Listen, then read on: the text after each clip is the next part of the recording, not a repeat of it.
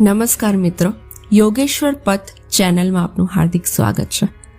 કુરુક્ષેત્રનું એ ઐતિહાસિક મેદાન જ્યાં મહાભારતનું મહાયુદ્ધ શરૂ થવા જઈ રહ્યું હતું. બંને બાજુ લાખો સૈનિકો અને મહાન યોદ્ધાઓ શસ્ત્રો સજીને ઊભા હતા. પણ બરાબર એ જ નિર્ણાયક ક્ષણે પાંડુપુત્ર અર્જુન પોતાના જ સગા સંબંધીઓ, ગુરુઓ અને ભાઈઓને સામે જોઈને હિંમત હારી જાય છે.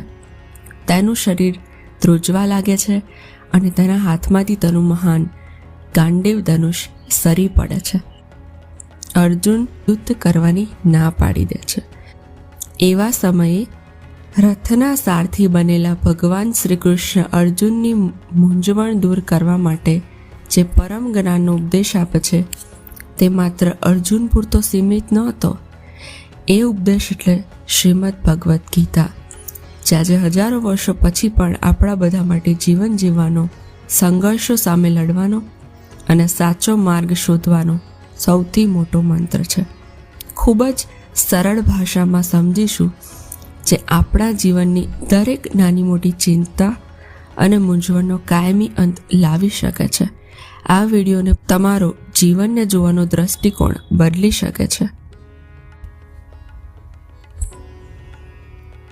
જ્યારે અર્જુન પોતાના કર્તવ્યથી ભાગવાનો પ્રયત્ન કરે છે ત્યારે ભગવાન શ્રી કૃષ્ણ તેને ગીતાનો સૌથી પહેલો અને મહત્વનો સિદ્ધાંત સમજાવે છે, જેને આપણે કર્મયોગ તરીકે ઓળખીએ છીએ.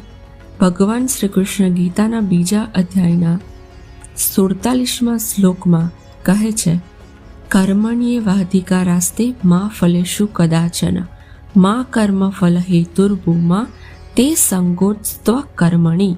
એનો અર્થ એ છે કે હે અર્જુન, આ સંસારમાં તારો અધિકાર માત્ર સાચું કર્મ કરવા પર જ છે, તેના પરિણામ કે ફળ પર ક્યારેય નહીં.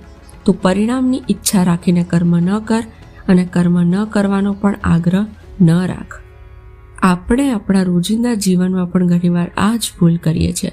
પરીક્ષા આપતા પહેલા પરિણામનો ડર, કોઈ નવું કામ શરૂ કરતા પહેલા નિષ્ફળ જવાની ચિંતા, આ બધી બાબતો આપણને ઘેરી લે છે. ભગવાન શ્રી કૃષ્ણ કહે છે કે પરિણામની ચિંતા તમારા મનને નબળું પાડે છે અને તમારા આજના કર્મને બગાડે છે. ગીતા આપણને નિષ્કામ કર્મ શીખવે છે, એટલે કે પરિણામને ભગવાન પર છોડીને અત્યારની ક્ષણમાં તમારું 100% સર્વશ્રેષ્ઠ યોગદાન આપો.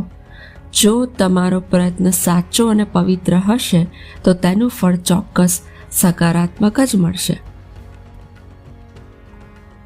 હવે વાત કરીએ ગીતાના બીજા મહાન માર્ગની, જે છે જ્ઞાન યોગ. જ્યારે અર્જુન રડતા રડતા કહે છે કે હું મારા જ પિતરાઈ ભાઈઓ અને આદરણીય ગુરુ ભીષ્મ કે દ્રોણ પર શસ્ત્ર કેવી રીતે ઉપાડી શકું, એમના મૃત્યુના પાપનો ભાગીદાર હું કેવી રીતે બનું, ત્યારે જગતગુરુ શ્રી કૃષ્ણ તેના શરીર અને આત્મા વચ્ચેનો શાશ્વત ભેદ સમજાવે છે. ભગવાન કહે છે કે આ શરીર નાશવંત છે, પણ તેની અંદર રહેલો આત્મા અમર છે. આત્મા ક્યારેય મળતો નથી. જેમ આપણે મનુષ્ય જૂના કપડાં ત્યજીને નવા કપડાં ધારણ કરીએ છીએ, બરાબર તેમ જ આત્મા પણ એક શરીર છોડીને બીજું નવું શરીર ધારણ કરે છે. કૃષ્ણ કહે છે, નૈનમ છિંદતી શસ્ત્રાણી નૈનમ દહતી પાવકઃ. એટલે કે આ આત્માને કોઈ શસ્ત્ર કાપી શકતું નથી, અગ્નિ બાળી શકતો નથી, પાણી વીંઝવી શકતું નથી અને પવન તેને સૂકવી શકતો નથી. આ જ્ઞાન દ્વારા ગીતા આપણને સમજાવે છે કે સંસારમાં જે પણ વસ્તુ જન્મે છે તેનો નાશ નિશ્ચિત છે. તેથી ગુમાવવાનો ડર કે મૃત્યુનો ભય રાખવો નકામો છે. સુખ અને દુઃખ, જય અને પરાજય તો ઋતુઓની જેમ આવતા જતા રહેશે. જે માણસ આ બંને પરિસ્થિતિમાં પોતાનું માનસિક સંતુલન જાળવી રાખે છે તેને જ ગીતામાં સ્થિત પ્રજ્ઞ એટલે કે સાચો જ્ઞાની કહેવામાં આવ્યો છે. કર્મ અને જ્ઞાન પછી ગીતા આપણને જે ત્રીજો અદ્ભુત માર્ગ બતાવે છે તે છે ભક્તિ યોગ. અર્જુન જ્યારે બધું જ્ઞાન સાંભળ્યા પછી પણ થોડો વ્યાકુળ જણાય છે, ત્યારે કૃષ્ણ તેને પ્રેમ અને સમર્પણનો સૌથી સરળ માર્ગ બતાવે છે. ભગવાન કૃષ્ણ અર્જુનને કહે છે, તું તારો બધો અહંકાર, બધી ચિંતાઓ અને બધો ભાર મને સોંપી દે. ગીતાના 18મા અધ્યાયમાં ભગવાન કહે છે, સર્વધર્માન પરિત્યજ્ય મામેકમ શરણમ વ્રજ, અહમ ત્વામ સર્વ પાપેભ્યો મોક્ષયિષ્યામિ મા શુચઃ. અર્થાત તું બધા આશ્રયો છોડીને માત્ર મારી શરણમાં આવી જા. હું તને બધા પાપો અને કષ્ટોમાંથી મુક્ત કરીશ. તું શોક ન કર. આજનો મનુષ્ય પોતાના જીવનની જવાબદારીઓ અને અપેક્ષાઓના બોજ નીચે દબાયેલો છે. ભક્તિ યોગ આપણને શીખવે છે કે સાચી ભક્તિ એ નથી કે આપણે સંસાર છોડીને જંગલમાં જતા રહીએ કે 24 કલાક માત્ર માળા ફેરવીએ. સાચી ભક્તિ એ છે કે આપણે જે પણ કાર્ય કરીએ તે ઈશ્વરને અર્પણ કરીને કરીએ. જ્યારે આપણે હું અને મારુંનો અહંકાર છોડીને પરમાત્મા પર અતૂટ શ્રદ્ધા રાખીએ છીએ ત્યારે જીવન ચિંતામુક્ત બની જાય છે. કોઈના પ્રત્યે વેરભાવ ન રાખવો અને દરેક જીવમાં ઈશ્વરનો અંશ જોવો એ જ સાચી ભક્તિ છે. તો મિત્રો, પવિત્ર ગીતા સારમાંથી આજે આપણે આપણા રોજિંદા જીવન માટે 3 સૌથી મોટી શીખ મેળવી. 1. પરિણામનો ભય છોડો. ભવિષ્યની કે પરિણામની ચિંતામાં આજની ક્ષણને બગાડશો નહીં. તમારું કર્તવ્ય પૂરી ઈમાનદારીથી નિભાવો. 2. મનને સ્થિર રાખો. જીવનમાં સુખ આવે કે દુઃખ, સફળતા મળે કે નિષ્ફળતા, ક્યારે હિંમત ન હારો અને મનની શાંતિ ખોશો નહીં.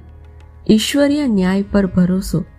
પરમાત્મા પર અતૂટ વિશ્વાસ રાખો. જે થઈ ગયું તે સારું જ હતું, જે થઈ રહ્યું છે તે પણ સારું જ છે અને ભવિષ્યમાં જે થશે તે પણ તમારા કલ્યાણ માટે જ હશે. શ્રીમદ ભગવદ્ ગીતા કોઈ ધાર્મિક પુસ્તક માત્ર નથી, પણ એ આપણા જીવનના કુરુક્ષેત્રમાં વિજય મેળવવાનું સચોટ માર્ગદર્શન છે.